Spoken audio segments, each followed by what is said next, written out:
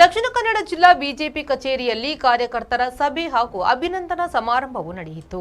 BJP ರಾಷ್ಟ್ರೀಯ ಉಪಾಧ್ಯಕ್ಷ ಹಾಗೂ ರಾಜ್ಯಸಭಾ ಸದಸ್ಯ ಎಂ ನಾಗರಾಜ್ ಅವರು ಭಾಗವಹಿಸಿ ಮಾತನಾಡಿ, ಕಳೆದ ಜುಲೈ 20ರಿಂದ ಆಗಸ್ಟ್ 13ರವರೆಗೆ ಸಂಸತ್ ಅಧಿವೇಶನದಲ್ಲಿ ಲೋಕಸಭೆ ಕೇವಲ ಶೇಕಡ 9 ಹಾಗೂ ರಾಜ್ಯಸಭೆ ಶೇಕಡ 39ರಷ್ಟು ಮಾತ್ರ ಕಲಾಪ ನಡೆಸಲು ಸಾಧ್ಯವಾಗಿದೆ.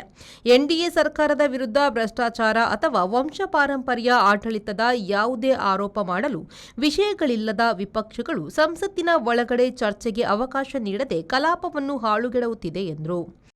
ಅವ್ರಿಗೆ ಏನಾಗಿದೆ, ಮತ್ತೆ ಇದನ್ನ ನೆನಪು ಮಾಡಿಕೊಂಡ್ರೆ ಬಹಳ ಕಷ್ಟ ಆಗ್ತಾ ಇದೆ ಅವರಿಗೆ. ಹಾಗಾಗಿ ಏನಕ್ಕೇನೋ ಪ್ರಕಾರೇಣ ಅಂತ ಹೇಳಿ ಸಂಸತ್ನಲ್ಲಿ ಭಾಗವಹಿಸುವುದನ್ನ ಒಂದು ರೀತಿಯ ಅವ್ರಿಗೆ ಆಗದೆ ಈ ಎಲ್ಲ ಒಂದು ಸಂಸತ್ತನ್ನು ವಿರೋಧ ಮಾಡುವಂಥದ್ದು, ಸಂಸತ್ನಲ್ಲಿ ಕಾರ್ಯಾಚರಣೆ ಮಾಡಲಿಕ್ಕೆ, ಸಂಸತ್ನಲ್ಲಿ ಚರ್ಚೆ ಮಾಡಲಿಕ್ಕೆ ಅವಕಾಶವನ್ನೇ ಕೊಡದೆ ಇಡೀ ಸಂಸತ್ತನ್ನು ಹಾಳು ಮಾಡುವಂಥ ಒಂದು ಪ್ರವೃತ್ತಿಯನ್ನು ನೀವು ಗಮನಿಸಿದ್ರಿ.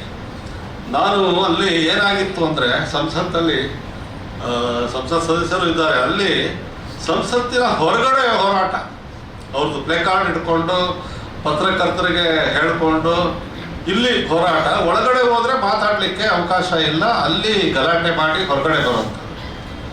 ಸರಿ, ನಮಗೆ ಏನಾಯಿತು ಅಂದರೆ, ನಾವು ನೋಡ್ತಾ ಇದ್ವಿ ಒಂದು 8-10 ದಿನ ಹೀಗೆ ಆಯಿತು. ಕಡೆಗೆ ನಾವು ಡಿಸೈಡ್ ಮಾಡಿದ್ವಿ ಹೊರಗಡೆ ನಮ್ಮದು ಹೋರಾಟ ಮಾಡೋಣ ಅಂಥೇಳಿ.